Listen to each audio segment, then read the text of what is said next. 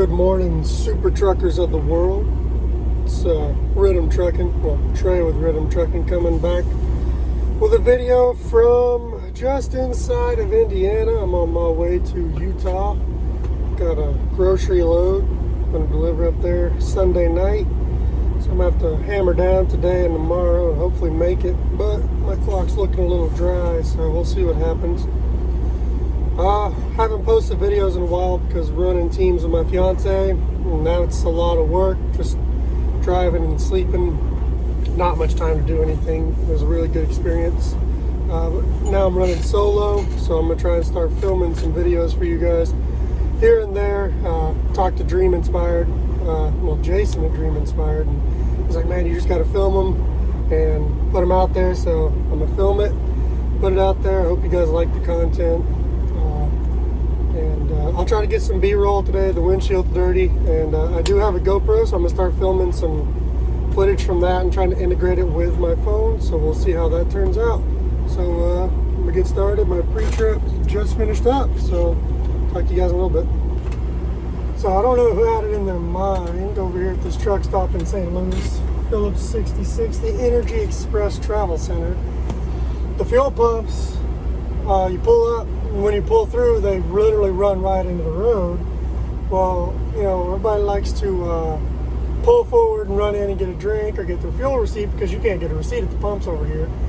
Well, they have the exit blocked off, so you can't really pull straight out onto the street once you finish fueling. You have to loop back around to the left and cut back to the parking lot to the back of the building. Well, if people have pulled forward to what do you call it? Get their receipts and shit. You can't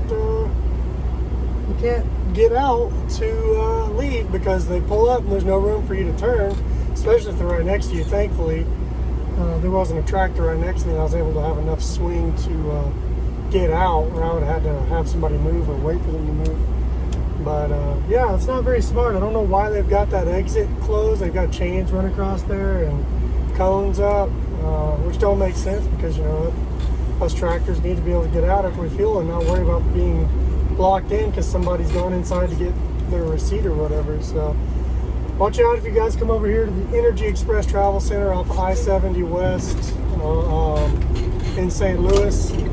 It's yeah, just make sure you know that that's going to be there. So still out here in Missouri, running across 70 to get into the city right now. Started yesterday in Edinburgh, Virginia, I believe is where it was. Picked up on the way to Utah. I was just going to talk about this COVID trucking.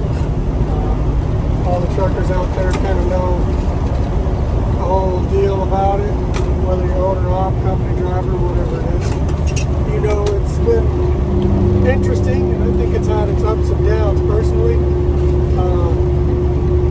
It had its downs in the beginning pretty bad. When it first took off, got stuck in Seattle for 4 days because there was no freight. Everything just stopped.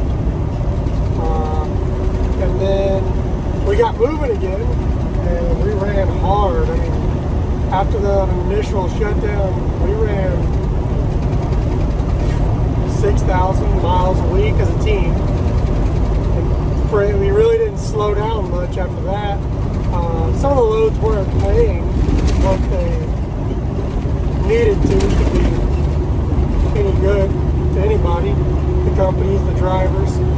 A lot of fleets laid off half, you know, these bigger guys laid off half their drivers and so on and so forth, and let go, went out of business entirely because, you know, people are running on cheap freight, and I don't think you can run on cheap freight when freight gets even cheaper and disappears.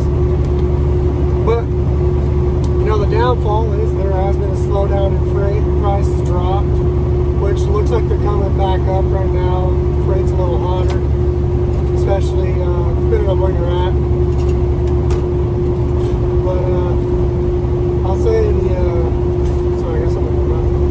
upside to it has been that while it was still in the initial lockdown, it was almost perfect for drivers because the road traffic was non-existent.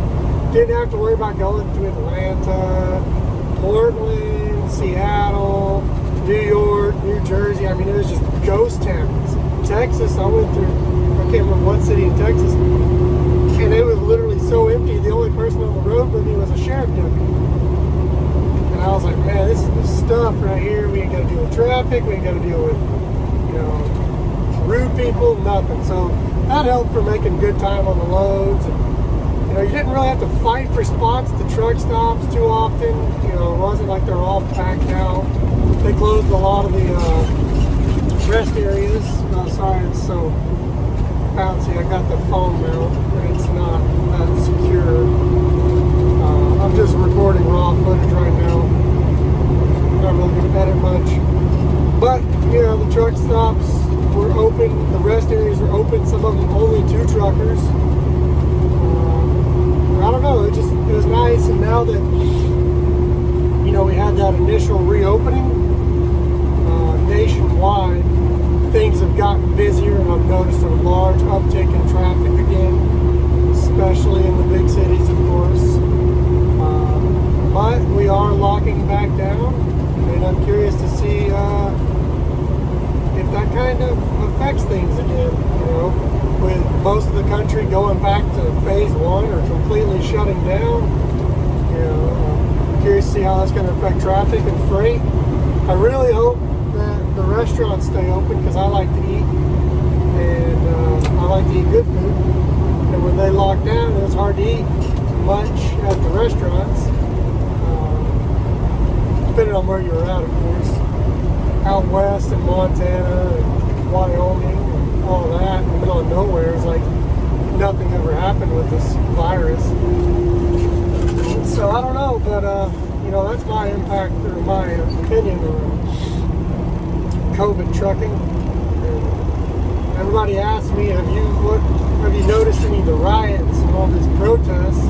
How's that affected your driving? And, the only time that I've been affected by the riots was when our truck broke down.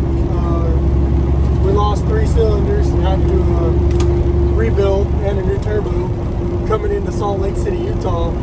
And we ended up getting a hotel in downtown Salt Lake because we were going to be there for about a week for the Freightliner dealership there to rebuild the motor and everything. And our Uber driver's driving us in, and he just starts talking about, oh, you guys know about the riots, right? And I'm like, what the hell are you talking about? The heck? And I wasn't even aware of what had happened or the riots that were taking place, protests. So as we're pulling in get to the street to go to our hotel, there's 2 sheriff deputies in front of their car blocking the road with rifles, and I'm like, oh. And there's helicopters flying overhead. And I'm like, well, this is actually real.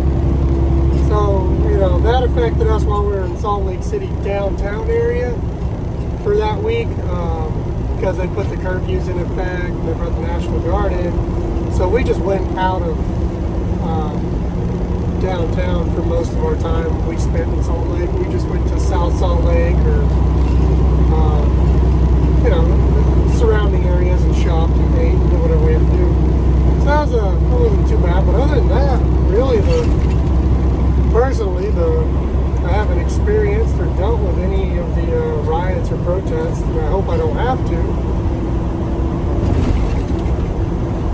The owner of the company I work for is keeping me, when we were a team, us, away from any of the hot spots, like Portland and Seattle, the big cities. We were staying away from them so we wouldn't have to worry about even risking getting caught up in that, so that was good.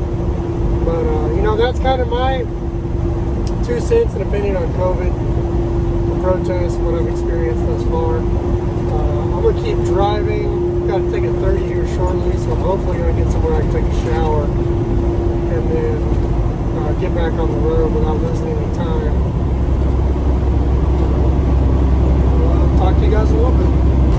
Well, I'm having to refilm this part. For some reason the audio didn't take. I just happened to review it because I noticed my AirPods weren't working.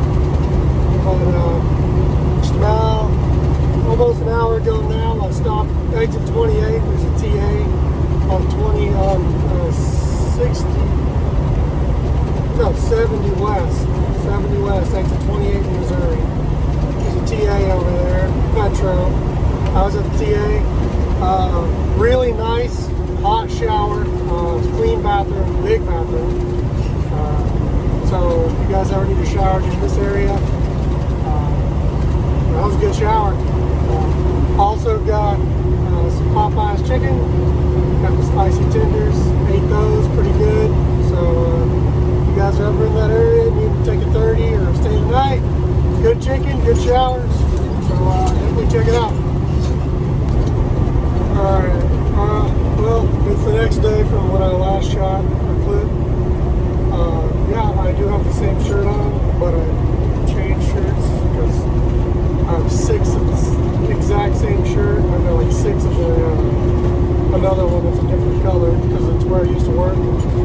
I'd rather wear these shirts when I'm driving out here working, so I don't get them dirty if I can, or get my nicer shirts dirty if I can help it. Currently on 80 West, trying to keep the camera from shaking too much because the road's a little bumpy right now. In Nebraska, going to end the video here. Going to try and throw in a few B-roll shots here and there. But ended up stopping at a TA last night at about 11 o'clock, getting some sleep, got up, had some breakfast, hit the road. Video is kind of raw, nothing really to it besides the COVID protest talk. But I'll have some more videos coming soon with probably some better content. Just trying to get back into making videos, period. So hope you guys liked it, and give me your opinion on COVID driving and dealing with the protests.